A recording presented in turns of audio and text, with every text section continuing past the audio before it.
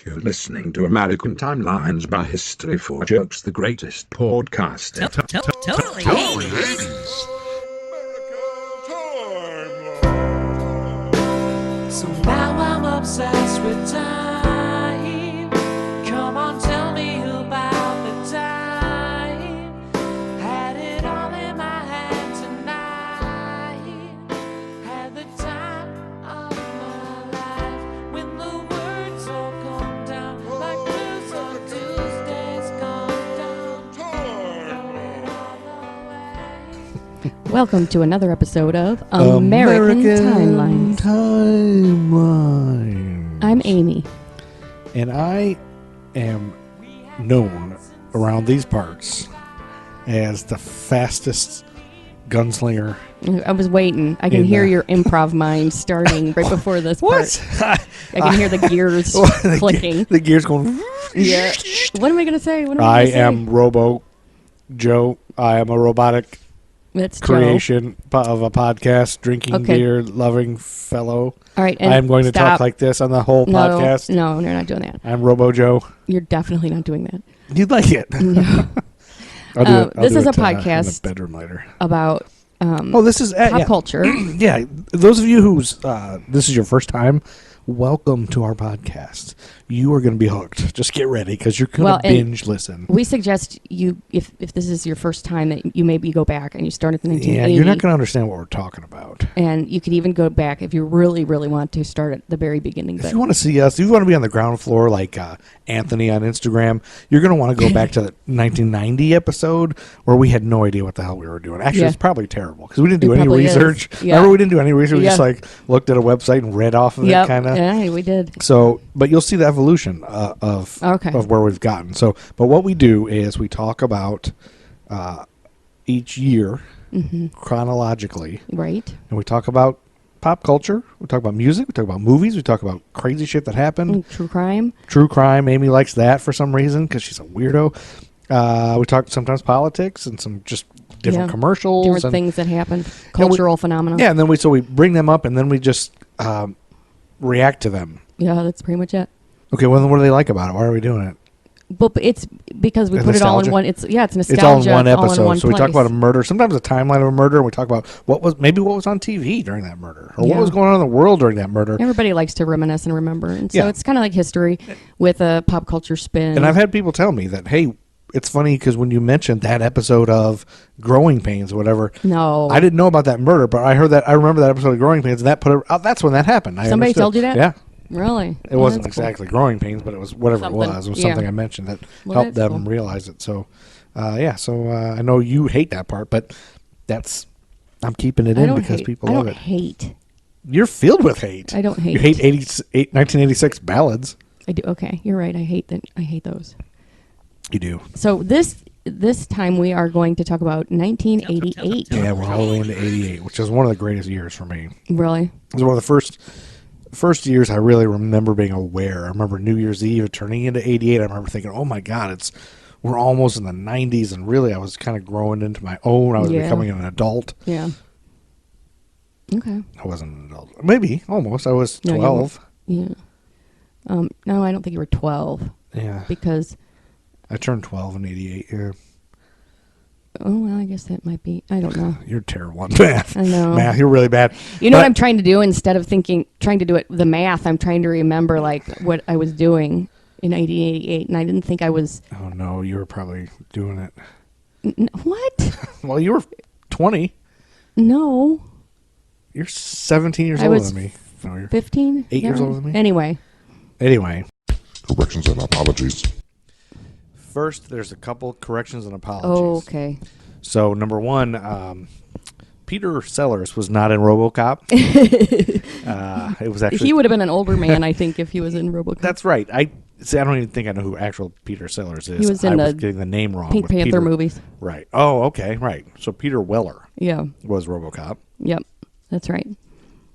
And again, not to be defensive, but we're drinking. I drink on these podcasts, so I get things wrong. So that means you have no excuse because you got something wrong in the last episode. Me? You said Fatal Attraction. You Yeah. said it starred Oh, Annie Potts, but I didn't. I believe. Yeah, I didn't. I didn't commit to that. I said I thought. I have it was. no I wanted memory. to say it, and it was actually Ann Archer. So it was an Ann. It was an Ann, so that was Yes, close. So it was Peter an Weller, Ann. Peter Sellers, Annie Potts, Ann, and or I knew it was Ann something. I don't know guess who was it really. Ann Archer. I don't know who that is. Yeah. I don't even. Do you? I remembered the name once I heard it. You just remember her from porn? No, I remember her from Fatal Attraction. I knew it was Ann something. No. I guess. I've I think zero. Annie Potts is a comic actress, so I guess it would have been Well, not bad. we're going to cover in our next episode, when we get to 1989. There's some Annie Potts stuff. Oh, there is. It's basically an Annie Potts episode. I've only done Annie All it Potts is. research. It's Yep. just basically it's just kind of her career. Kind of a portrait, a life portrait Yes. of Annie Potts. Is what Yep, episode a 89 memoir. will be. No, but what was I going to say? Are those all of the stop it? Are those all the corrections and apologies? Yeah, I think that was it. Oh, I was going to say I have no memory of Fatal Attraction, that other character, his actual wife. Oh, I have no memory of her. I really just remember being repulsed. shocked that, oh my God, this is what relationships are. Oh my God. What do I do? And then, sure enough, I was in like 4 of those, so that's good. 1988. So, At the beginning of the year, George Michael's "Faith" was still the number 1 song Got left to over have from faith. '87. you got to have Faith, the faith, the faith. I gotta have faith. No, I liked that song. Yeah, when that album, remember that whole- whole the whole album album was really good. It was good. It put him in the category of Michael Jackson and Madonna. Yeah. It was based, or Whitney Houston. Michael Yeah. Jackson, Whitney Houston, and George Michael were Yeah. had the most singles. Well, and then his that are follow-up popular album was and one album. fantastic. That "Listen Without Prejudice," I think it was called. Oh, really? That one I don't know was- about that. That one was really good. Yeah, I don't really. We would have talked about it in the '90s if it was anything, if we didn't. So I had it though. I liked it a lot. well, you had it But anyway, anyway. You were an aimless youth, yes. but that was number 1 all the way through to January 8th. Okay. And then on Tuesday, January 5th of 1988, do you know who Pete Maravich is? You heard of that name, Pete Maravich? No. He was an NBA basketball player. Now, why would I know him then? Why do you ask me? Do I know him? Well, maybe because of this. Okay. During a 1974 interview, Pete Maravich said, "I don't want to play 10 years in the NBA and then die of a heart attack when I'm 40. He died of a heart attack in 1988 at age 40 after his 10-year career Really? in the NBA. Yeah. Wow. Isn't that weird? Talk about getting the math right. Yeah, he got it right. Exactly. I don't want that to happen. Well, guess what, pal? It's Yeah. happening. Yep. Bam. Yeah, man. Bam. Turnabout is fair play. Yeah. I guess so. Also, he was raped by Bill Cosby. No.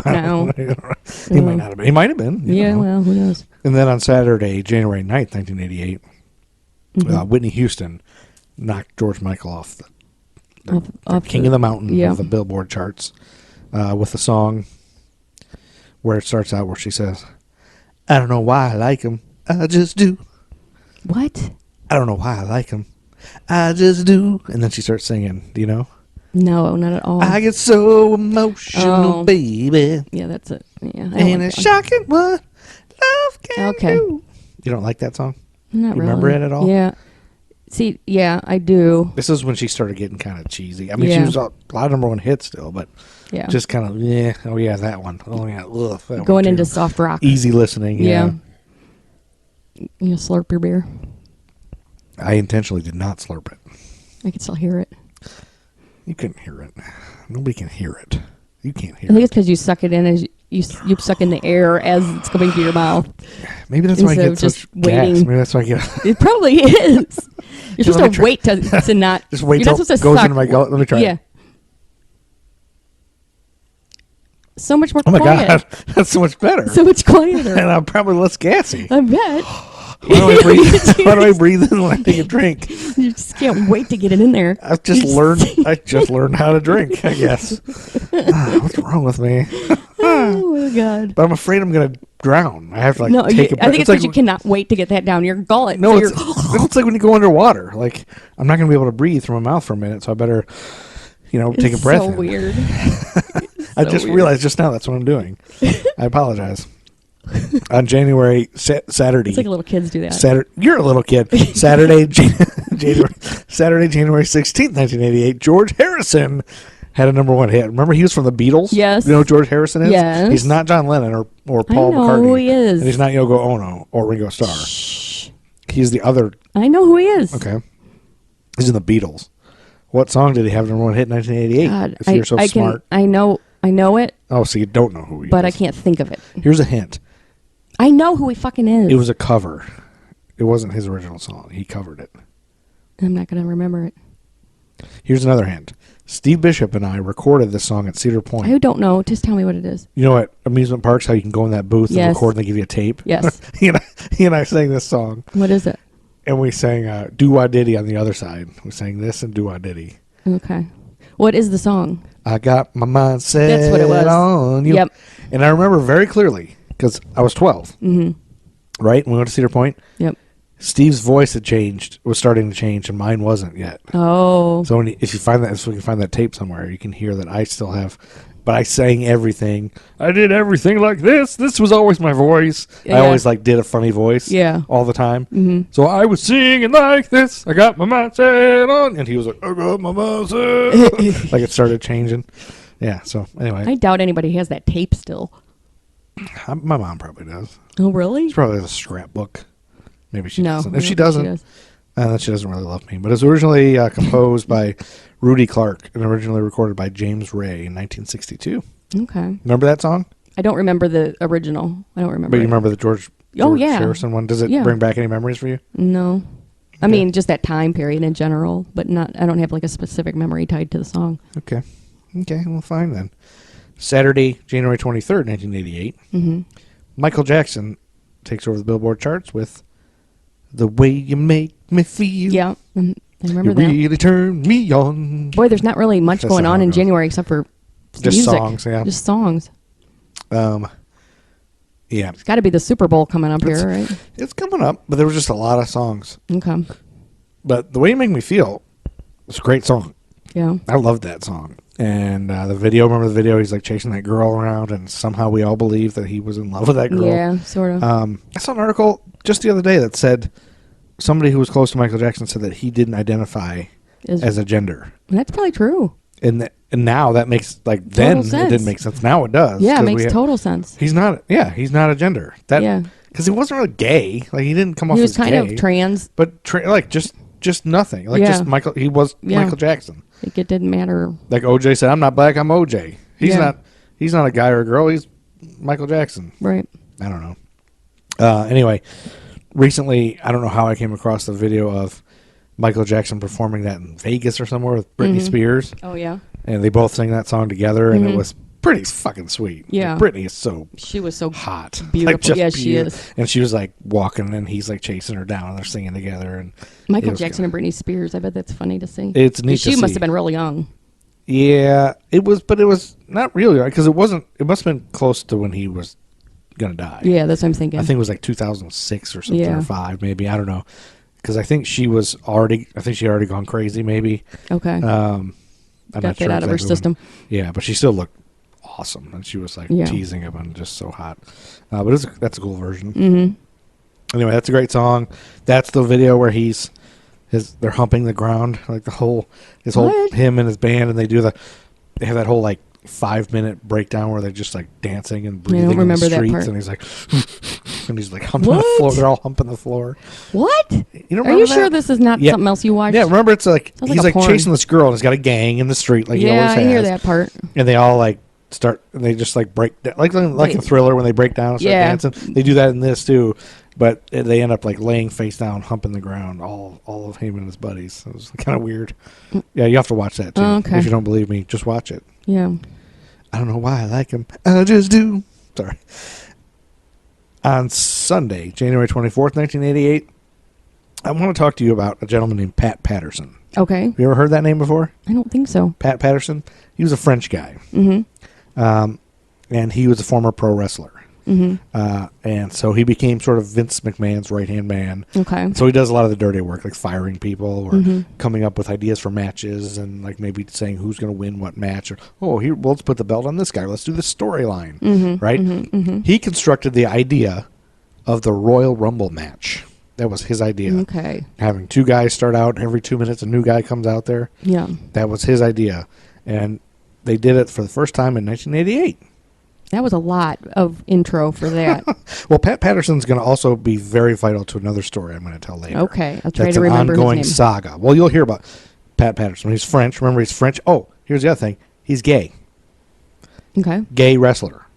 Oh. Came out of the closet recently because, you know. Because he couldn't. Yeah, 'cause you of couldn't all for years, right? Yeah. But he's recently come out. They actually had a reality show on the WWE network where Yeah. a bunch of old wrestlers live together. I remember you watching that. Yeah.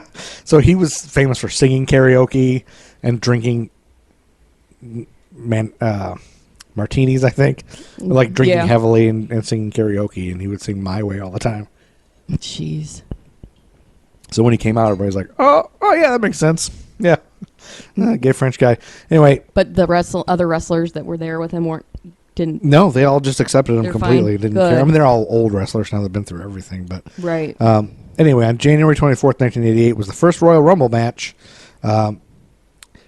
Actually, a lot of people don't know this. So wrestling geeks are going to geek out about this because, and you'll love this because in St. Louis, Yep. there was an experimental Royal Rumble match on October 4th, 1987 in St. Louis, Missouri. That was not televised. You can't get footage of this anywhere. Yeah. And One Man Gang won that match, eliminating Junkyard Dog right before the end of it. So really, because that event was not televised and was a financial failure, nobody acknowledges that happened. So okay. So they tried it once in 87. Right. In St. Louis, not televised. Not televised, and now they And then just did deny that it happened. And then in 1988, they did the first one. It wasn't pay-per-view. It was just on regular TV. Yeah. I remember Andy and I were really getting into wrestling at this time. Yeah. Really big. Yeah. And we just happened to stumble upon it. Like, we didn't look it up on Oh, right. TV Guide or anything. We just like, what is this? All of a sudden it was like, Royal Rumble. I'm like, what is this? Oh. And if you know Andy and I, Yeah. we fucking love Royal Rumbles. I know. Royal Rumble is the That's coolest true. thing. We took all of our G.I. Joe characters because we couldn't afford all the. I guess I never realized it, but you're totally right that you guys are obsessed with Royal Rumble. Royal Rumbles were so great. So we didn't have all the big wrestling figures. Like, Yeah. those were too expensive for us to have, but we already had a bunch of G.I. Joe guys. So Andy and I went through all of our G.I. Joe guys, and we picked guy by guy, like who looks like Ultimate Warrior, who looks like this guy. So we assigned G.I. Joe guys to be different wrestlers. Yeah. So we had all the wrestlers already just by renaming our G.I. Joe guys. You know, they didn't really Yeah. look like them. We just, in our mind, pretended they were them. I got it. And then we did Royal Rumbles forever, all the time, All right. nonstop. So back We love to Royal Rumble. So back to January 24th, the first Royal Rumble that we saw, we stumbled upon TV, and that was like, oh my God, this is so cool. Oh, who's going to come out now? Oh, and every 2 minutes, like, boom, another guy comes out. It's just like so cool and random, whoever came out. Hacksaw Jim Duggan won it, and he always had snot hanging out of his nose. ew. Yeah. What? His whole gimmick, he used to be a football player back in the days, and he started in the Mid-South region or whatever. Yeah. And he's the guy who holds a 2x4, and he goes, oh, he's got a beard. I have and no he's- idea. He wears the American flag. Goes, USA, tough guy. All right. And then he's got snot So he's hanging just out of his nose. Oh. Andy and I saw him at Comedy Zone in the last couple of years. He does stand-up comedy now. Is He it- just tells wrestling stories. Oh, okay. A lot of those guys do that now. So anyway, All right. now he just signs autographs for people. But he won the first ever Royal Rumble. It was very exciting for us. And remember, last season, I would give you the winner of the Royal Rumble each year. Okay. Remember that? Yeah. We were doing that, and we stopped doing that because it hadn't happened yet. But now the Royal Rumble Now started. they're starting. So now the next couple episode, we can indulge you. yeah, you get All it. right. So we have it. So this is the first one, but that's why they haven't been here. And now you know who Pat Patterson is. Right. He invented it. And then Saturday, January 30th, In Excess has the new #1 song. And it's not "I Need You Tonight" because that already happened. Actually, it is I Need Oh, You it is. Tonight because Okay. it didn't happen. I thought we already talked about "I Need No, I You Tonight." need you tonight. 'Cause I'm not sleeping. Yep. Yep. So, I told you that was my first my second concert. It was really. Yeah, my first What- concert was Olivia Newton-John. Yeah, right. Oh, that doesn't count. Now when you went to see NXS, how Yeah. old were you? Do you know? 14. You were at 14. How did you get there? My friend's mom dropped us off. She dropped you off. Yeah. Age 14 at a concert by yourselves. Yeah. Wow. Yep. Now, did you know any other NXS songs except for this one? A few of them. They had more than one. They had "Devil Inside," Oh. "Devil Inside." every single one of us is is the devil inside. inside. Okay. And they had You remember who opened for him?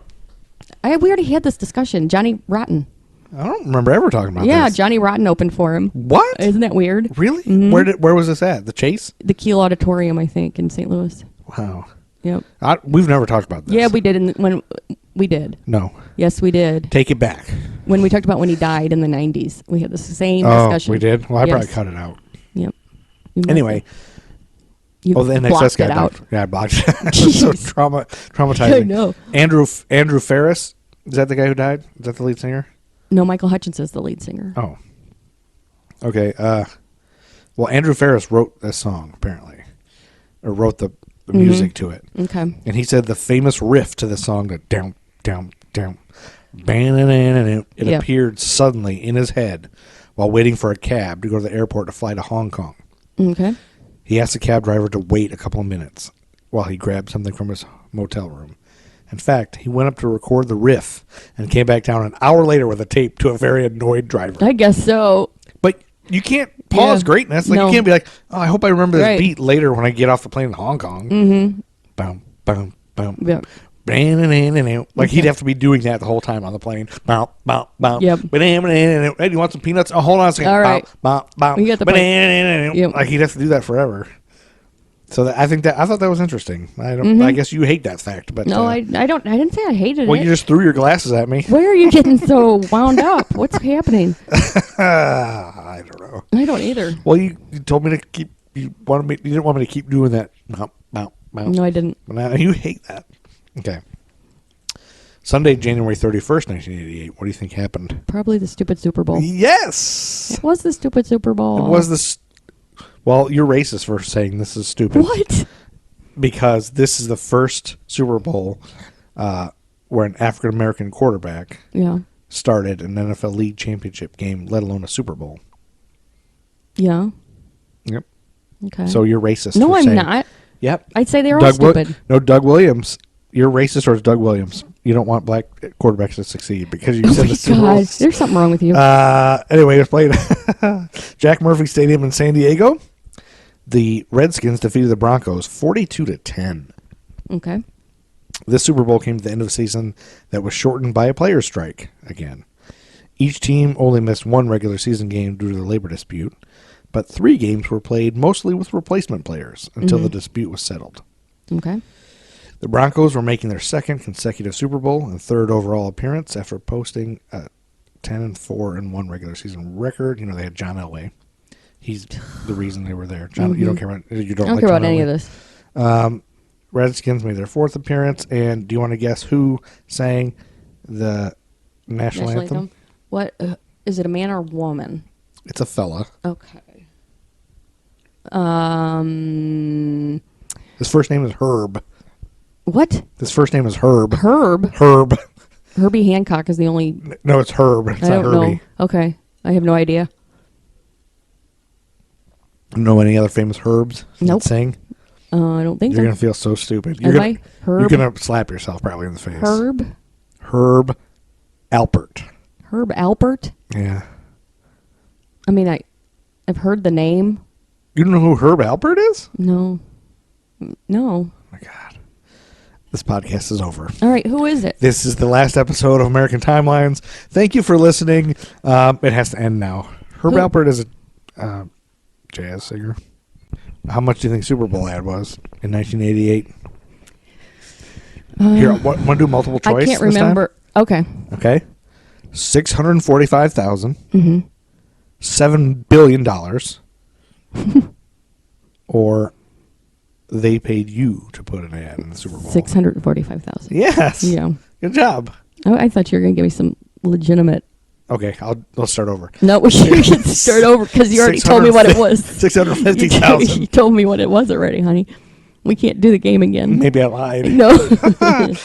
We didn't play this game. No, You we forgot. did. I'm doing the Jedi mind trick. Yeah, I'm just it's not working. waving my hand. These are the Yeah. droids you're looking for.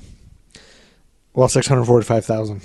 Okay. We just need to switch it up a little bit. Yeah. Monday, February 1st. So my story is about Dorothea Puente, Oh. the landlady from hell. Dorothea Puente Yes. is the landlady from hell. Yes. The story is going to span. We're going to learn a little bit about Dorothea Puente. So, and then we're going to find out what she did next episode. So there was this vagrant man named Bert Montoya. Okay.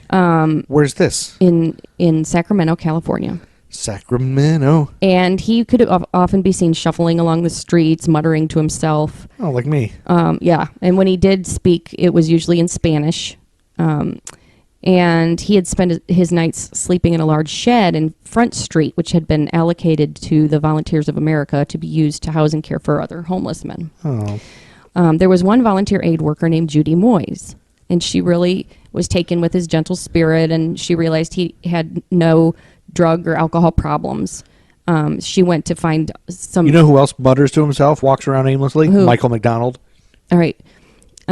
She went out to look for alternate accommodations. Oh, she was trying to help him get a home. Yeah, some place he was that he just could a be sweet cared guy. for, because he was psychotic. You know, I mean, he was mumbling to himself, and he Yeah, really he was just kind of out of it. But he must have moments of lucidity. Yeah, and some place where his needs could be met. So, one of the other counselors suggested this boarding house on F Street that was run by a kindly widow who was experienced in the care of the homeless and was adept at dealing with vagaries of the destitute and homeless. So, okay, this lady recommended this other place that she knew this old lady yes, was running. Right. So on February 1st, 1988, yeah, Judy and a friend arrive at 1426 F Street. Okay, Judy and her friend arrived, not the guy. Right. But a friend to check it out. Yes. So, an elderly woman with white hair and no teeth who introduced herself as Dorothea Puente met them at the door. I'm Dorothea Puente. After inviting them inside, she apologized for her appearance, saying she had ordered new dentures that weren't ready. Don't give me my dentures in here. So, but to Judy, she seemed pleasant enough and appeared to run a clean and orderly house. Seems okay. Seems above board despite her. That's right. Horrible appearance. After a tour of the dwelling, Puente offered them coffee, and they raised the subject of Bert. Puente was more than happy to accept him and told the women that she was more than capable of ministering to his particular needs, as she was also Hispanic, having originally come from Mexico. That's a good match. Did she have other people, too, in this house? Yes, she did. Okay. So 2 days later, after that, Bert moved in. Bert moved in 2 days after February 1st. Yep.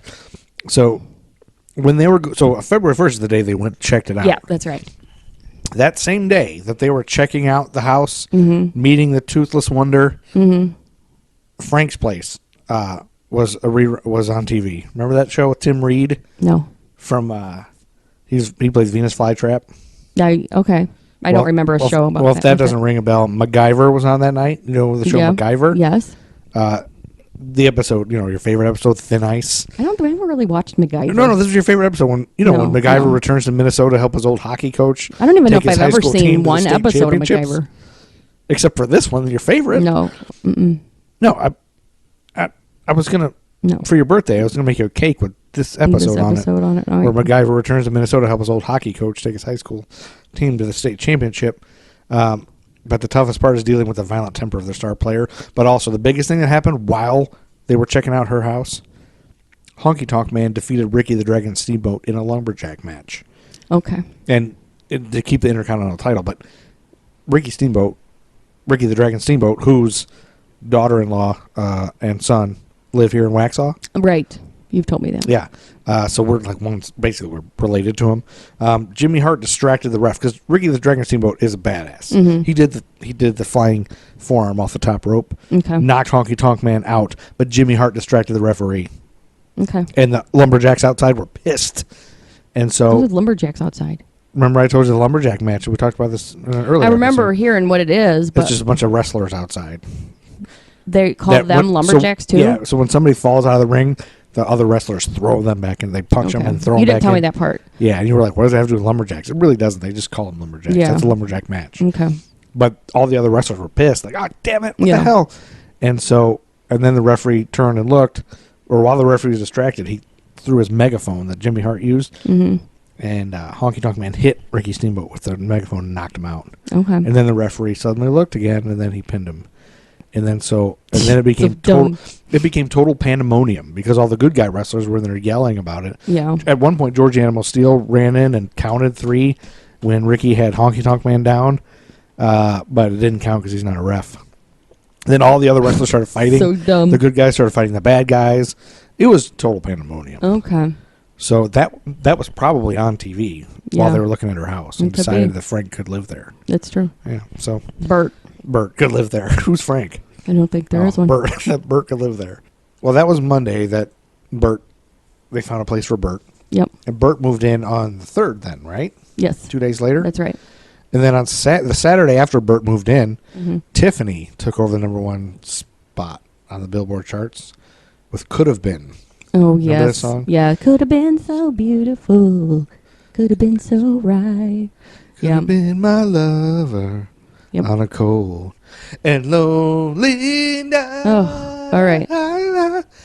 The song was heard in the television series Growing Pains on the episode Nasty Habits. Okay. Since you're a big Growing Pains fan, you're always I don't talking remember about it in that. our vows. Tuesday, February 16th, 1988. Mm-hmm. Are you familiar with Jimmy Swaggart? Yes. So he got busted? Yeah. This is his... Jimmy Swaggart, you know how about he got exposed. Let's say who he was first, just in case somebody doesn't know. Jimmy Swaggart. Mm-hmm. Do you want to take he this? He was a televangelist. Televangelist. That built people, usually elderly people, out of millions of dollars. Yeah, millions. He still is. You know, he's still active, I think. Oh, he is? Still around, yeah. Well, and those were really bad in the 80s. Yeah. Seems like there was more of them. There was a lot of these. And they were more in your face. Well, didn't we... Oh, it was Jerry Falwell that took over for the PTL. But Jimmy Swaggart... another one of these guys that his big thing in the 80s Jim Baker was and Tammy that Faye Baker. he got busted with hookers was Jimmy Swaggart's That's right. thing. And so his exposure came, and I didn't know a lot of that. I looked a lot of this up for 88. Yeah. His exposure came as a retaliation for an incident in 1986 when Swaggart exposed fellow Assemblies of God minister Marvin Gorman. Have you ever heard of this? No. So he exposed a fellow Assemblies of God minister, Marvin Gorman, who had been accused of having several affairs. Oh. So once exposed, Gorman was defrocked from the Assemblies of God. Have you heard of that term, defrocked? Yeah. His ministry all but ended. And so as a retaliatory move, Gorman hired his son Randy Gorman, and his son-in-law, Garland Bilbo. Garland Bilbo? Yeah. Oh, my God. Garland Bilbo. That's the real name. Aye, Garland aye. Bilbo. What was the name that I loved so much that one year that I was like, remember that guy's name I love saying over and over? Yeah, I can't remember who it was. Garland Bilbo, to stake out the Travel Inn on Airline Highway in Baton Rouge. A camera with a telephoto lens was placed in the window of the motel's room 12 and was draped with a black cloth. When Swaggart arrived, he reportedly went into room 7. Gorman and Bilbo let the air out of the tires on Swaggart's vehicle. Then they called Marvin Gorman, whose church was located nearby. Randy Gorman and Garland Bilbo had taken photos of Swaggart outside room 7 with Deborah Murphy, a local prostitute. Sweet. Gorman arrived at the Travel Inn a short while later and asked Swaggart, "Hey, what are you doing? What you doing?" According to Swaggart, the unauthorized biography of an American evangelist by Ann Rowe Seaman. Seaman. Oh, my God, these names. Gorman secured a promise from Swaggart that he would publicly apologize to Gorman and start the process of Gorman's reinstatement to the Assemblies of God. So he tried to blackmail him. Yep. Gorman offered to remain silent if Swaggart would state publicly that he lied about Gorman's affairs. Gorman waited almost a year, then hand-delivered a note to Swaggart, informing him his time was up. Yep. Swaggart did not respond. So Gorman went public. And then on February 16th, 1988, Gorman contacted James Hamill, one of the 13-man executive presbytery of the Assemblies of God, who called Raymond Carlson the Assemblies' superintendent. Carlson summoned Hamill and Gorman to fly to Assemblies of God headquarters in Springfield, Missouri, and arranged for an emergency meeting of the presbyters. He was shown photos of several men coming in and going out of room 7 of the Travel Inn Motel in New Orleans. This was done to establish the fact that the room was being used for prostitution. One of the men seen leaving room 7 was Swaggart. The Presbyterian so they had leadership. Several men? Yeah, apparently other people, just to show that, look, this is prostitution. for prostitution. Yeah. Oh, I see. And then one of the guys is Swaggart, just to say that. So he's showing this to them? Yep. Okay. And the leadership of the Assemblies of God decided that Swaggart should be suspended from broadcasting his television program for 3 months. This is all according to Wikipedia, so I guess it could be lies. But According to the Associated Press, Murphy, who claimed to have posed nude for Swaggart, failed a polygraph test administered by a New York City Police Department polygraph expert. Mm-hmm. The test administrator concluded that Murphy had failed to tell the truth on all key questions concerning her statement.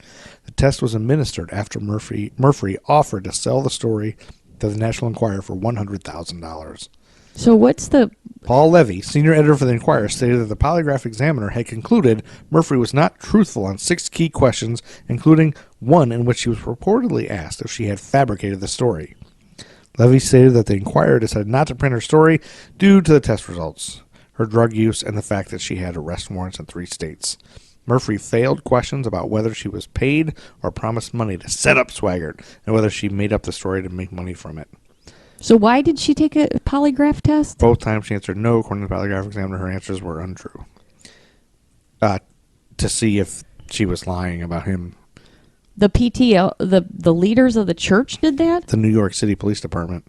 Oh, so they were the This is law according that to they were AP. the law that they were concerned with was blackmail? Because Prostitution, I guess. well, but I didn't think it was a legal issue. I thought it was more of just a scandal. You know what I'm saying? I don't think they would go Test after was somebody for administered after she prostitution. offered to sell the story to the National Enquirer. So the National Enquirer probably asked her to do it. Okay, that makes Because more her sense. story, I guess. I don't know. But there's more dates that come. This Swaggart story continues. Okay. But on Sunday, February 20th, Mm-hmm. after that Swaggart story has dripped out, Expose has the new number 1 Oh, song I don't on the remember. Billboard chart. I don't remember it. Seasons change, people change. I I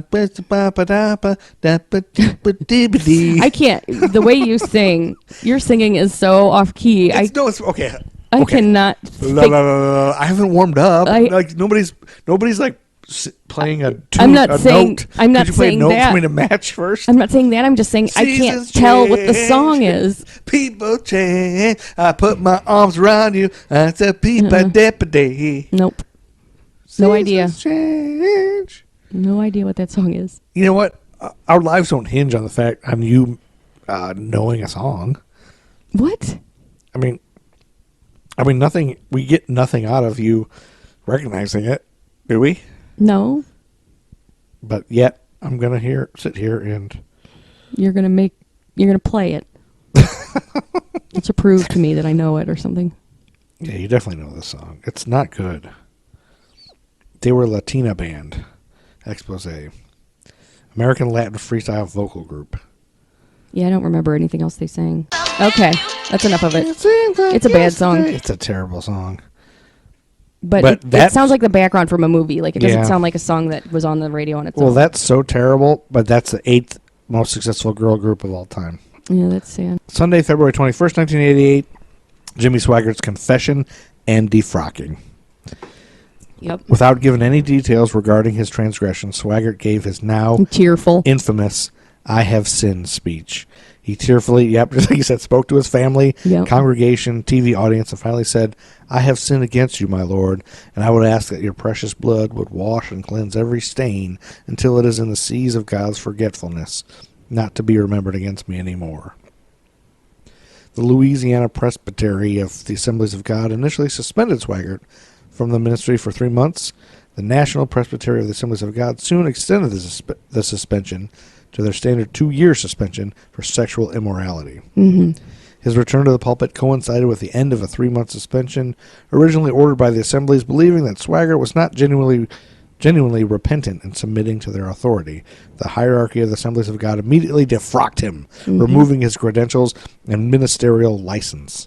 Swaggart then became an independent, non-denominational Pentecostal minister, establishing Jimmy Swaggart Ministries based in the Family Worship Center in Baton Rouge, Louisiana, and the Sun Life I Broadcasting can't believe people still Network. followed him after that. Can be seen in the U.S. as well as any other countries across the world. Can you believe people still follow him after all that? Yeah. I mean, it's insane. Yeah, well, people, they'll buy anything. Anything they want to believe, and they need to easy believe. answer or something. I mean, much the way I follow Randy Macho Man Savage. That's true. Yep. Even if he knocks Elizabeth down, I just like, I let that go because he's the Macho Man. Mm-hmm. He's what up, Mach? That's right. Does that make sense for you now? Kind of. Okay. Sunday, February 27th, 1988, George Michael takes over the Billboard charts again. No. Another song off that same album. Of the Faith album. I don't know. I can't.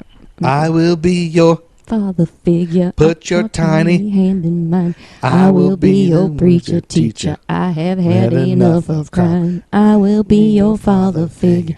I will be the one who loves you to the end of time. Yeah, that's a good one. That's a great song. Mm-hmm. That's pretty good, I gotta say. Yeah.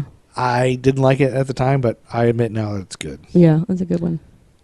I will be your... But don't you think, in hindsight, like this is obviously one of those gay relationships where it's an older gay man and a younger gay man. Every time we talk about George Michael, we have to talk about it. The fact Well, that it's how he's gay. Well, the video is him and a young model, kind of thing. Yeah. But we talked about how like it's a common in the gay community. There's like it's your daddy kind of thing. Like you're an older gay guy, and a younger gay guy will be together, or like be like a dad thing, kind of thing. Could be. So maybe that's what that means. Was George Michael gay, you think? Wednesday, March 2nd, 1988, the 30th annual Grammy Awards were held at Radio City Music Hall in New York City. Okay. The Grammy Awards recognized accomplishments by musicians from the previous year. Album of the Year went to U2 for The Joshua Tree. Yes. Song of the Year went to Barry Mann, Cynthia Weil, and James Horner for Somewhere Out There. Oh, this is an awful song. That's from a Disney movie. Out there, yeah. Isn't that like a one with mice or something? Aladdin or something? No. Something with Normal. Wasn't Normal No. a mouse? Mm-mm. I feel like I had to sing this in a choir, too. Ugh. That's a bad one. Well, and then Saturday, March 12th, 1988, Rick Astley. Oh. Never gonna give you up. Never gonna let you down. Never gonna come around and desert you. You know what Rick rolling is? Yeah. You do? Yeah. What is Rick rolling? It's sending somebody a link, I think, and then they click on it, and it's him singing that song. It's him. But first you send somebody a link, making them think it's something else. And then it's him singing that song. Yeah. You've been Rick rolled. Yeah. Instead of what you really wanted, it's Rick Astley singing this song. Yeah. It's pretty funny. Rick rolling is maybe the greatest phenomenon that's ever gone crazy. I don't know who started that. I don't know, but one of the greatest Rick rolls ever is Goatsy. Oh my God! There's a Goatsy out there somewhere where inside Goatsy's goatsiness is Rick Astley going, "No, I'm gonna give you." Oh God! That video is inside the guy's butt. Oh my God! You know what Goatsy is, right? I do. If you're listening to this and you don't know what Goatsy is, don't Google it. You don't want to know. Don't Google it. You're better off just not knowing this joke. It's so disgusting, and I regret knowing myself. And I only knew because I heard somebody talking about it. What is this? So I looked it up. You had to look it up. Do not look it up at work. Do not look up Goatsy at work. It's the worst thing ever. Just don't look it up at all. Just don't even look it up. It's not even worth knowing what that is. It's like lemonparty.org. There's no I don't know what that is either. No, either one of those. How many of these do you know? Well, those two and Tub Girl, but those three don't need to exist. Yeah. And I'm just perpetuating it by mentioning them here. Yes, you are. But if there's children listening, talk to your parents immediately and tell them. Ask them what Goatsy is. Ask them what Goatsy and Lemon Party and Tub Girl. Yeah, ask them what Tub Girl is. Yeah, Lemon Party's just as bad. No, it's not. Maybe it is. I don't know. No. I want to know what that one is. Yeah. I've never heard of it. Don't look at it at work. No, I'm just going to have you tell me. I will tell you. Lemon Party. Jessica McCartney, actually, I'll give her a shout out. She is responsible for me knowing what Lemon Party is. She's the star. She told me to look up lemonparty.org once, like years ago. Oh my God. And I thought it was going to be like a joke routine or whatever, but it was like one of those, just like everything else, like, what the hell is this? Yeah, so, anyway, Rick rolling. Never gonna give you up. Tuesday, March 15th, 1988, actor Jimmy Stewart made a plea in congressional hearings against Ted Turner's decision to colorize classic black and white films, including It's a Wonderful Yeah. Life, stating it's morally and artistically wrong, and these profiteers should leave our film industry alone. I think that's right. That's a terrible Jimmy Stewart. It is an awful Jimmy Stewart. Jimmy Stewart. Gosh, leave it alone. Leave No. these profiteers I'd need give to up. leave our industry alone. Is that better? I'd give up if I were you. Dang it. I was can, really I bad. can do Jimmy Stewart It was eventually. really bad. But he wasn't the only one. There were some other old actors Old and stuff fucks that that came out. pissed off about it. Yep. It just PO'd. Yep. There you go. That's that. I don't know whatever came out of that, though. I didn't write the decision down. Nope. Well, and then on Friday, March 18th, or that same week, Are You Ready for Freddie? It was a single by the Fat Boys. Mm-hmm. Are you ready? Are you ready? Are you ready for Freddie? It was from the album Coming Back Hard Again. Mm-hmm. And I'm not going to be shy here. Okay. Coming Back Hard Again Yeah. is the greatest album in American history. And it's by the Fat Boys. By the Fat Boys. Every single song on that album is great. You take all of the Beatles albums combined and compare it to Coming Back Hard Again in 1988 by the Fat Boys. Yeah. And the Fat Boys win hands down. Oh, my Lord. You ask any music expert and they will agree. Mm-hmm. Or they should agree. Cool Rock is Okay, all the John right. Lennon We're moving on. of rap. Prince, Marky D, Cool Rock, and rest in peace, Buffy, the Power Lord, Human Beatbox. Okay. But anyway, so this is significant because there were two songs this year that came out that were Nightmare on Elm Street songs. Okay. One of them was official, and the guy who plays Freddy Krueger was actually in it. And the other one, the rap group got sued for doing it. This one Is the Fat Boys. The one that got The sued. other one is Fresh Prince and Jazzy Jeff, Oh, called Nightmare on My Street. I remember that song. Remember that song? Yeah. Which one Yep. out of the two Yeah. do you think got sued? The Fat Boys? No. Oh. Fresh Prince and Jazzy Jeff got sued, and that wasn't really Freddie. This one, Oh, was actually Freddie. Robert Englund actually was on it. He actually rapped on it. Okay. Fred Krueger is the name. Fred Krueger. Freddy Krueger raps on Fred it. Krueger don't need no fingernail file. Yeah, he says, it's time for Freddy. See, I'm a popular guy. If you don't know yet, you're going to find out why. All right. That's awful. In the movies, I thrill, but on the mic, I rhyme. So you memorized Are you that ready? song, huh? I know the whole, I know the whole song. Jeez. It's 3 a.m. and Freddy's here, the supreme dream maker, the master of fear. See, right now, take away from the dog. The Freddy. Yo, the Freddy got my man. All right. Can we go? Nancy's father was a cop. Nah, See? that's enough. Sorry. Anyway, the Fat Boys are the greatest ever. That album also has Jelly Roll on it. Mm-hmm. And one time, when Twitter was early, I tweeted to Prince Marky D. Yeah. And he answered me. Oh. And Buff is dead. Yeah. At the beginning of Jelly Roll, Buffy, the human beatbox, goes, crack a bone, fish, hey, crack a bone, fish, hey, crack a bone, fish, hey, yeah, make me kind of fighting. Okay. No idea what he's saying, really. Mm-hmm. So, and my brother and I played that over and over in slow motion and everything, trying to figure out what the hell he's saying. I tweeted to Prince Marky D, and I was like, hey, what the hell does Buff say at the beginning of Jelly Roll? Yeah. And he answered me. Okay. I was like, oh my God, I'm finally going to find out. And he said, I have no fucking idea. Oh my God. I was like, what the hell? And he guessed. He said, oh, maybe he's saying this. And I actually recorded myself listening to it saying, that's not what he said. He didn't say that. Yeah. And sent it back to him. He just wrote LOL back to me. Okay. Well, So I got in touch with the Fat touching Boys. the stars. Even the Fat Boys don't know what that is. Anyway, So he was just gibberish. anybody who wants to know anything about music, go find Coming Back Hard Again. That's the best album. It's got Louie Louie. They redid Louie Louie, and they redid The Twist.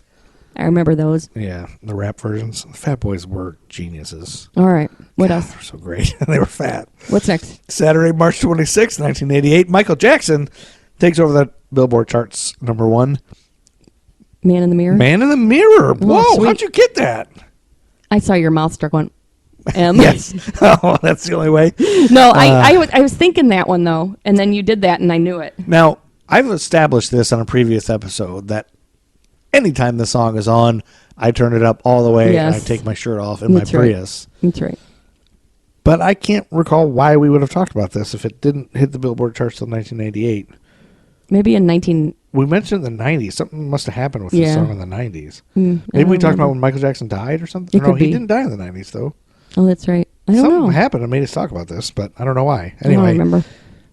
this is a deceptively awesome song. Like, at first you think it's just going to be some crappy, slow Yeah. ballad, but it kicks ass. You think so? God dang it. I love Man in the Mirror. I will listen to Man in the I Mirror don't know every if day. it kicks ass that I'm much. solid with Shamo. Man in the Mirror. I know how it goes. Yes. But then it gets real good. No, I don't agree with you. Make that change. I think it's okay. Today. All right. Shamo. Oh, it's the great. I'm sorry. We're at Sunday, March 27th. Something major happened on March 27th. Okay, what was it? WrestleMania 4 Oh, Jesus. was the 4th annual WrestleMania pay-per-view event by the WWF. And this, I'm sorry, this is the biggest one and the greatest one, in my opinion. A lot of people say this wasn't good because this year Hulk Hogan decided he was going to start concentrating on movies and take a break for a while. So they needed a new champion. So they did this whole angle where Andre the Giant somehow won the belt from Hogan. He cheated or whatever, and he gave it to Ted DiBiase, the $1 Million Man who couldn't win it himself. So Andre the Giant just gave it to him. So here you go, you're the champion now. And the president, Jack Tunney, said, you can't do that. So guess what? It's vacant, and we have to have a tournament to decide who the next champion is. And WWF, stupid. knowing Hulk Hogan's leaving, they had to be like, who are we going to put it on? Who can take that spot? Yeah. Who can take that number one spot? Who is awesome enough and has enough power and is great enough? Who do you think it could be, honey? Macho Man. Macho Man Randy Savage. That's right. He defeated 4 wrestlers. He defeated the one-man gang. He defeated Ted DiBiase. Actually, I think he had a bye at some point. He defeated the Natural Butch Reed, I believe, to win. Bob Uecker, Vanna White, Robin Leach, and Gladys Knight were all there.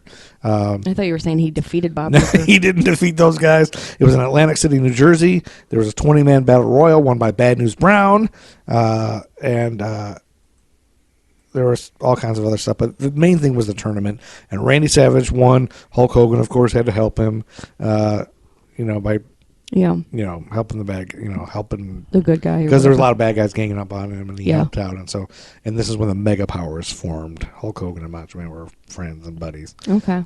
So Randy Savage was the top, Yep. and this was the first pay-per-view I ever saw live because I was so into wrestling. All my friends were in middle school. We loved wrestling; it was a big deal, and my dad actually bought this pay-per-view for me. And you went? No, on TV. He Oh, bought it on I thought TV. you were saying you saw it live. You said saw God, it live. No, in Atlantic City? No, but we couldn't afford to ever see pay-per-views. Like, pay-per-view Yeah. was like, that's $30. We're not buying that. Oh, What the hell? right. Somehow Andy and I convinced my dad to get it for us. And so we were at his Yeah. apartment. I'll never forget it. We watched the whole thing in his living room, and couldn't believe that he let us do that. Yeah. And he had to order a box. I can't remember. It was something special you had to get from the cable company and install it and all this jeez. stuff. What a production. Yeah, it was. And but we loved it and we're so thrilled and excited, and it was the best thing ever. And Well, see, Randy it was Savage worth it. was my favorite guy, won it. So it was great. And in the hallways of my middle school, everybody around that time when he won, you could just hear people in the hallways going, all the way, yeah, ooh, yeah, all the way. Mm-hmm. Like he won the whole thing. Yep. So Okay. boom. And then on March 30th, Wednesday, March 30th, movie came out. Okay. What was it? Beetlejuice. Oh, I love that movie. One of your favorites. That's a good one. Now, it's not in the top 5, but I included it because I knew you love Beetlejuice I so do love much. Beetlejuice. Did you know that when Adam and Barbara are in the office, do you know who Yeah. this is? I don't know. Remember. The medical office with the shrunken head sitting next to her. and There's stuff. a voice on the PA system announces Yep. Flight 409 is arriving at Gate 3. Mm-hmm. Do you remember that? Yeah. You remember that? Hearing that? Yeah. United Airlines Flight 409 crashed into a mountain in Wyoming on October 6, 1955, killing all passengers and crew aboard. Oh. At the time, it was one of the worst plane crashes in history. To this day, nobody knows why it crashed. So they were paying homage They were to kind it. of paying homage to that, kind of like a Yeah. murderer.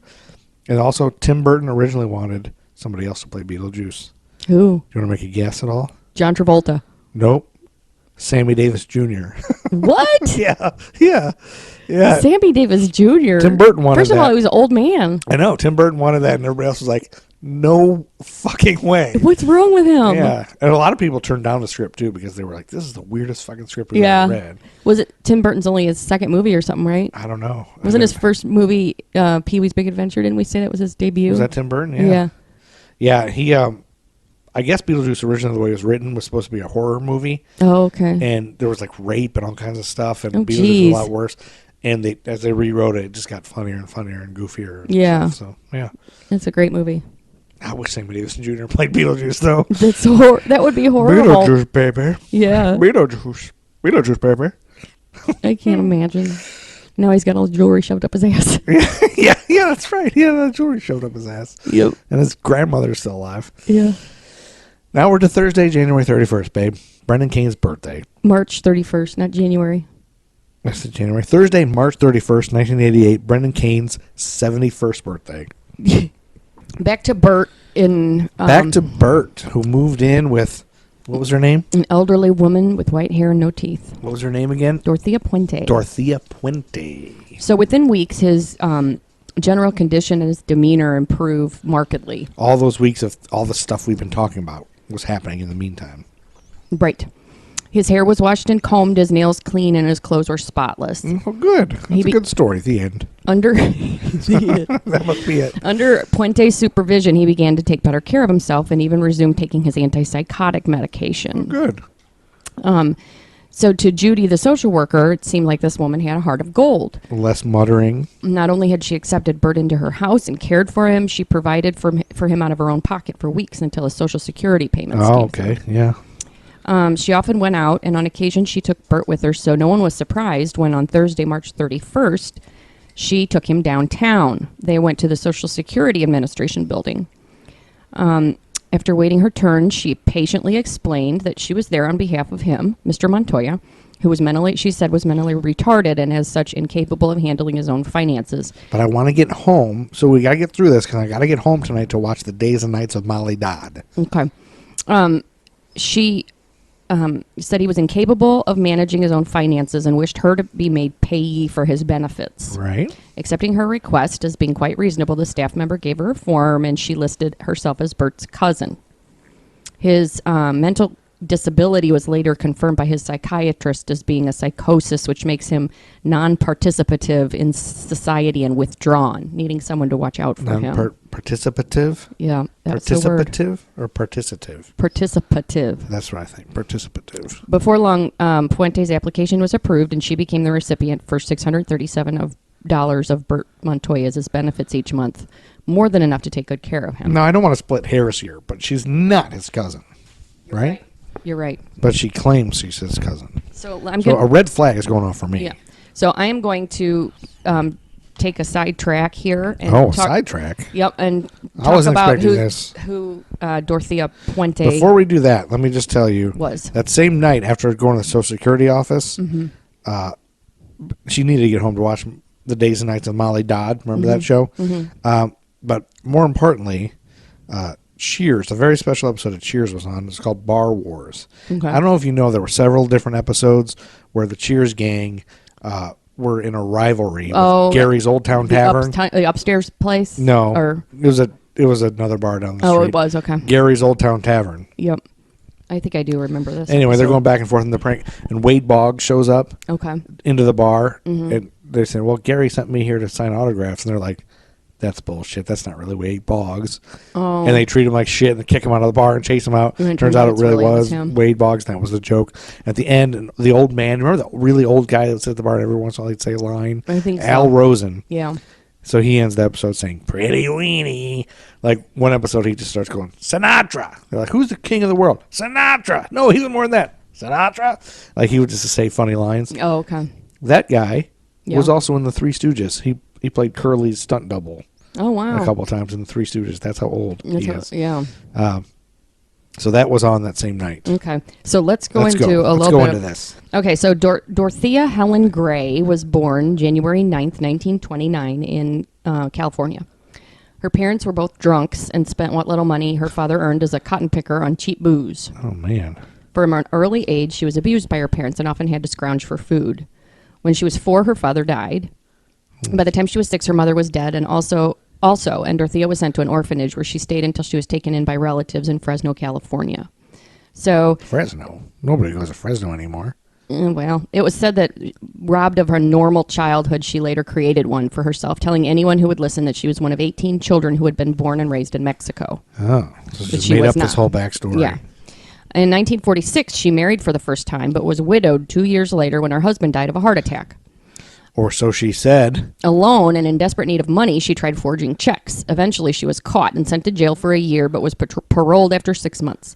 Soon after her release, she fell pregnant to a man she hardly knew and gave birth to a baby girl, which she gave up for adoption. Oh, man, but she had sex. In 1952, she married a Swedish man named Axel Johansson. I'm Axel Johansson. You want to get married? So he was very tough, and they had all these violent fights all the time. Fuck you, lady. So she started developing this toughness of her own from living with all of this. The Swedish guy. In 1960, she was arrested in a brothel. She claimed she was... Wait. Is the Swedish guy gone at this point? No, Did he say bork, bork, bork ever? I don't. He probably did. Okay. So in 1960, she was arrested in a brothel. She claimed she was just visiting a friend, but was given 90 days in Sacramento County Jail for that. She was working at that brothel. Following her release, she hit the streets and was picked up shortly after for vagrancy and given a further 90 days. So she, in her mind, she's like, I know where Bert's been. I've been through all this. Yeah. Although Maybe. still married to Johansson, he was not prepared to support her, so she attempted to defend for herself. She became involved in various illegal activities that gradually became more serious. But then she found work as a nurse's aide, caring for disabled and elderly in private homes. And so then soon after that, she began managing boarding houses. In 1966, she divorced Johansson and married Robert Puente in Mexico City. Bork. So this marriage was doomed from the start because he was 19 years younger than her. Just a kid. And he had trouble staying faithful. Banging everybody. So he was basically Rico Suave. Pretty much. Just before the end of the marriage 2 years later, she went on the biggest project of her career she embarked on when she took control of a 3-story, 16-bedroom home at 2100 F Street. 16 bedrooms. Yeah. Boom. And so, built at the turn of the century, the house became a thriving business where Puente provided the best care to the homeless and destitute. Although ruling her domain with a firm hand, she proved to be the consummate hostess, often throwing open her doors at Easter and Christmas to lavishly entertain not only the poor and homeless, but also the social workers of the district whose endorsements would ensure her success. While giving the outward appearance of providing the best care to her charges, she was also involved in some mysterious activities. With the assistance... Like a crystal ball or something? Well, we'll see. With the assistance of a man known only as Chief, a homeless drunk she adopted and appointed as her handyman. That's Chief over here. Which sounds like One Flew Over the Cuckoo's Nest, doesn't it? That's a crazy thing. She made many unusual changes around the house. She had him dig in the basement and cart away soil and rubbish in a wheelbarrow. You can tell that it was copy and pasting a little bit of this. Nobody calls it rubbish in this country. I do. Later, it was covered with a concrete floor. And then a garage in the backyard was pulled down, followed by more digging before another concrete patio slab took its place. Then, not long after that, Chief disappeared without a trace. So people are being buried. And Chief's doing all of it? He was digging. No, he was just digging the holes for her. And then he probably filled one of those holes. Could be. In 1976, she married for the third time, but again, her choice for the partner was less than desirable. This was Pedro Montalvo. Let's not just judge Pedro right from the beginning. Physically abusive. Oh, okay. And alcoholic. Let's judge Pedro. She couldn't control him, so she turned her attention to her tenants. Although she provided them with the most basic of care, they were content. Within months, Montalvo was gone, and she consoled herself by spending time in bars looking for male company. She preferred older men, probably those who were receiving benefits. Sounds like you. What? Wait a minute. They, in turn, were attracted to her snappy clothes and warm, caring manner. Snappy clothes? Yeah. Oh, this is the first I've heard of the snappy clothes. Yeah, she had some snappy clothes back in. This is 76. So she's got like jumpsuits. Yep. Or like, what other 7? Like bell bottoms? Probably. So her system was that she would win her victims over with her charms, steal their benefit check, and cash them by forging their signatures. Boom. And the plan worked well, but eventually she was caught and charged with 34 counts of treasury fraud. 34? Yep. Her arrest, instead of curtailing her plans, was just a brief interruption, and she continued to ply her trade while still on probation. Huh. It was at this point that things strange started to occur at the boarding house. In April 1982, a new tenant arrived. Ruth Monroe was 61 when she moved in and was instantly overwhelmed by Puente's caring nature. 17 days later, she was dead from an overdose of codeine and Tylenol. Oh, Puente explained to the detectives that Ruth had been deeply depressed over her terminally ill husband, and the police accepted her story and determined Ruth had taken her own life. Weeks later... I don't buy it. Poor Ruth. Weeks later, they were back, following up on allegations that Puente had been drugging men she met in bars and robbing them. So she's a regular Bill Cosby. So she is drugging dudes, and then she didn't even care about their wiener. One of the guys was the 74-year-old man named Malcolm McKenzie, and he told police he met her at this bar called the Zebra Club. They had several drinks together, and then he invited her back to his apartment. And then when he got there, though, he got dizzy, and although he was conscious, was unable to move. He could only sit and watch as Puente searched the house for valuables, taking his rare penny collection and a diamond ring she forcefully removed from his finger. So he can see her doing all this, but he can't do anything because of the drugs? Yeah. Oh. Now, I bet he wishes instead of going to the Zebra Club, dang, I should have just went to the Regal Beagle and hung out with Larry Dallas. Okay. In August 18th, you know 1982... What? In August 18th, 1982, she went before the courts and was convicted on 3 charges of theft and sentenced to 5 years of imprisonment. Boom. In a surprising decision, however, the judge refused to take into account other similar charges that had been made against her, and that saved her from a much longer jail term. She was no stranger to prison and quickly adapted herself to the regimen of Sacramento County. She was a talker who... So she's not running that 16-bed facility anymore. She's in prison right now. Yeah. But she would always talk to the other inmates with stories about her life, and she on one occasion broke the unspoken rule of life inside by telling a guard who was responsible for an attack on a fellow prisoner, and that earned her a savage beating in jail. She got beat by another woman because she snitched. Yeah, yep. As a result, she was transferred to protective custody. Now, if you had to compare her to one character in Orange is the New Black, who would it be? I guess Red. I don't know. She's older than that, but... So she's an older gal? Is she a cook? No, I don't know. What about, like... Well, then when she's in this new accommodation, she gets this letter. Because she's in protective custody, so it's just her and probably one other nonviolent kind of person? Right. So this letter was sent by a 77-year-old retiree named Everson Gilmouth. Everson Gilmouth. He would write letters to women in prison, and there's guys that do that too, huh? He was given her name, and he began corresponding with her on a regular basis from his home in Oregon. She responded in kind, and an intimate relationship soon developed. For Puente, Everson Gilmouth was more than kind words and heartfelt emotions. He was her ticket out of the cloistered world she'd built for herself. So, and then he became completely enamored by her. So when she was released in September 1985, after just 3 years in prison, he was there to meet her. And Gilmouth. Also in attendance was her old friend Ricardo Odorica, the owner of a boarding house at 1426 F Street, where she took a room for just $200 a month. Following her release, the relationship with Everson developed rapidly, and they were soon making wedding plans. Boom. So Everson he Gilmouth. opened a bank account with both their names, and soon after she offered her friend Odorica $600 a month to rent the whole house instead of just the room. Yeah, she'll take and the so whole her house. dream of renting her own boarding house Gilmouth had become a reality. And then she'll rent out to other people. Yep, that's and right. Gilmouth Puente can get married. Yep. And they can be Gilmouth Puente or Puente Gilmouth. I'm not sure how they can arrange whose name, but Gilmouth, you got to keep that name.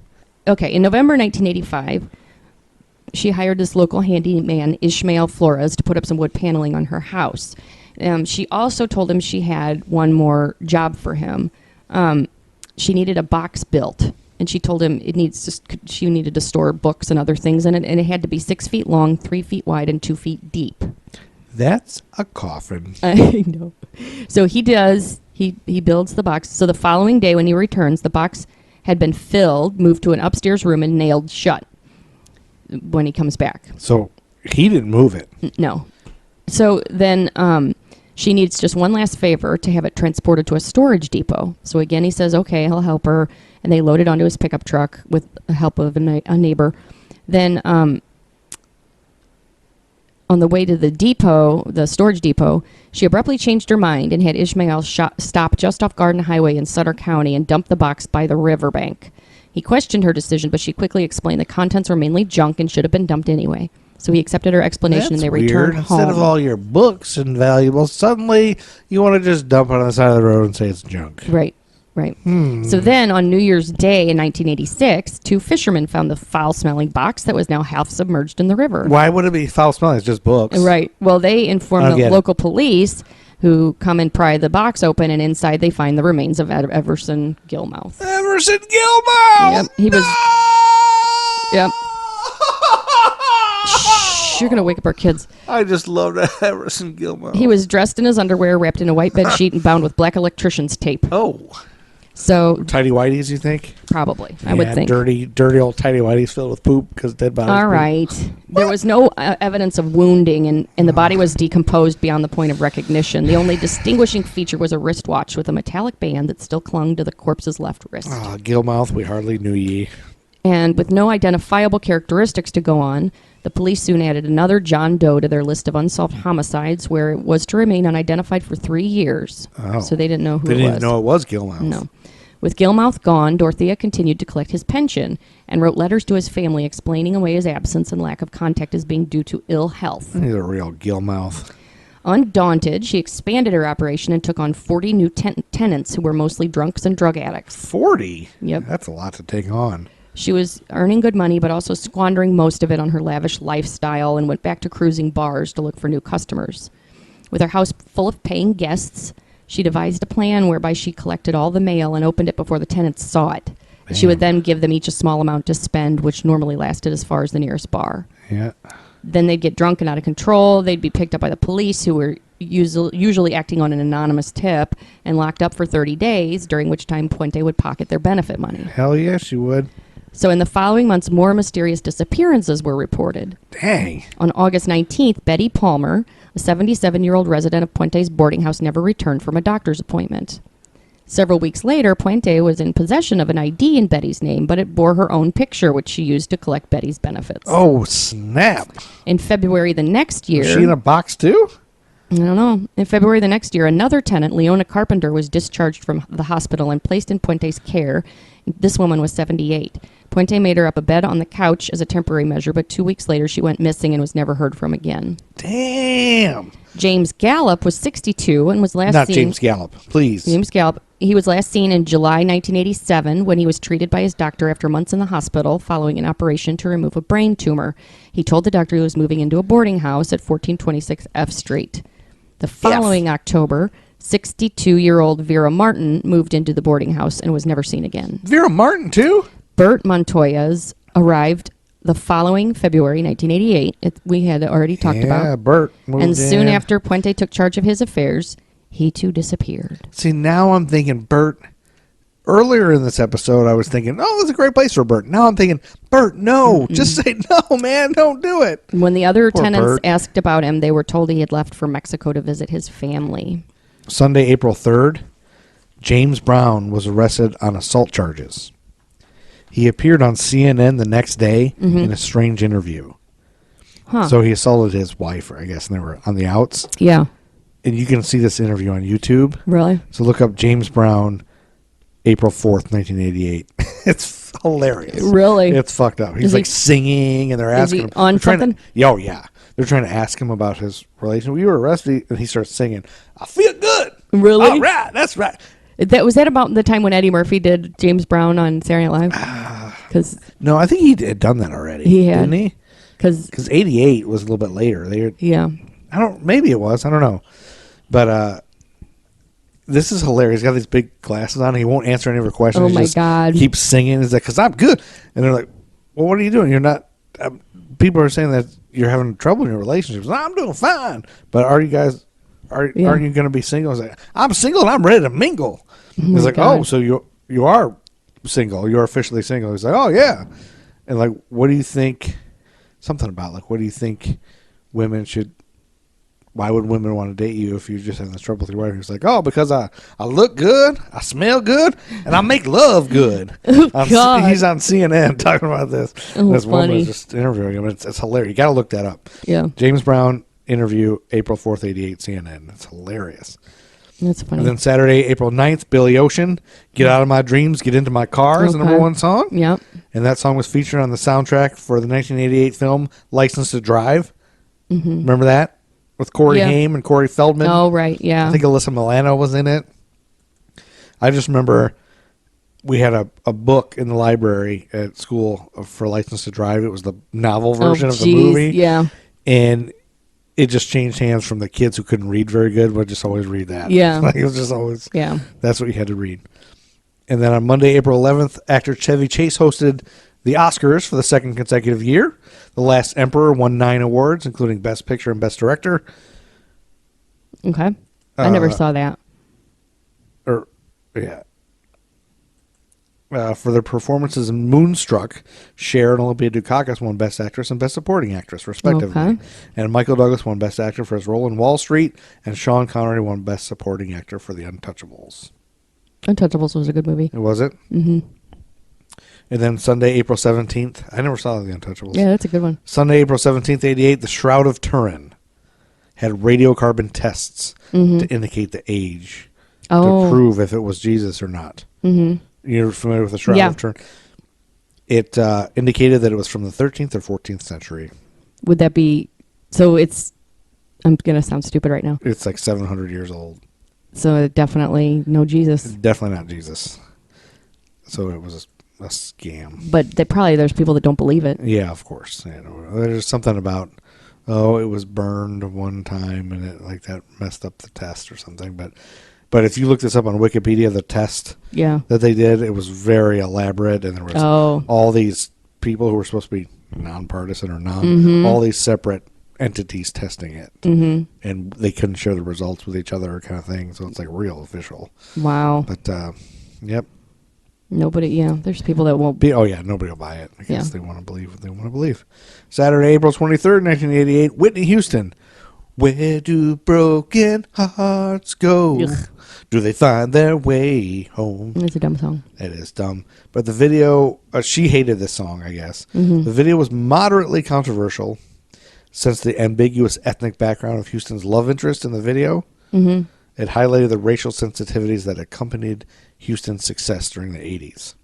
Okay. She had been criticized for selling out and acting white. Oh, right. A mostly black audience jeered when Where Do Broken Hearts Go was nominated for an award at the 1989 Soul Train Music Awards. Oh. They were very upset that she acted white and she's dating a white guy in the video or whatever. Oh, she is? The guy in the video looks like he's white, kind of. So they must have been really upset when The Bodyguard came out.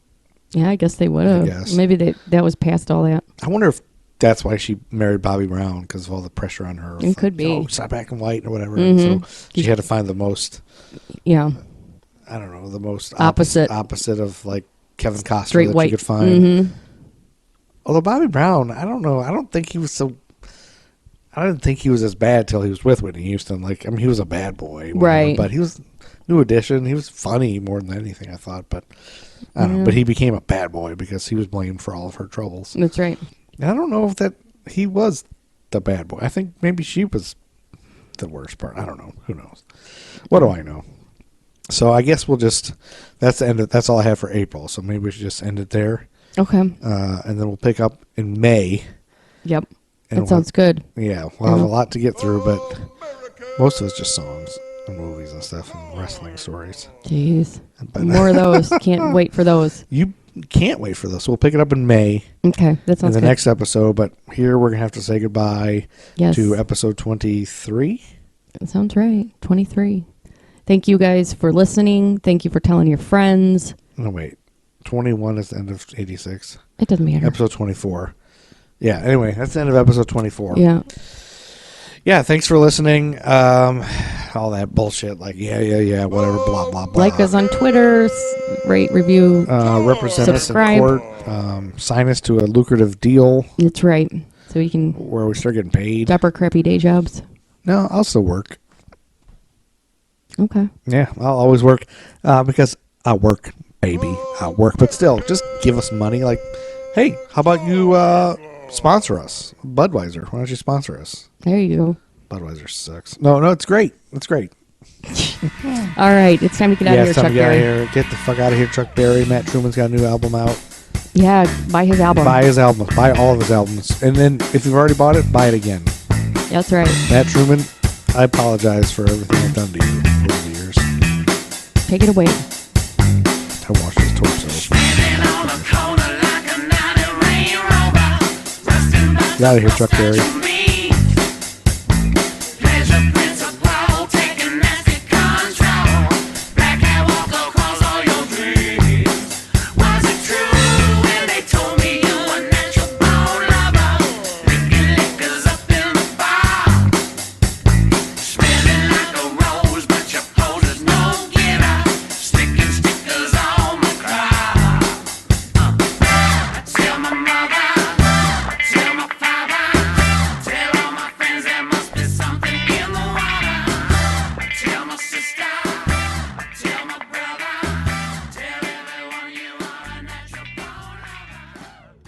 Well, tell us a little bit about what you're going to be doing on this tour.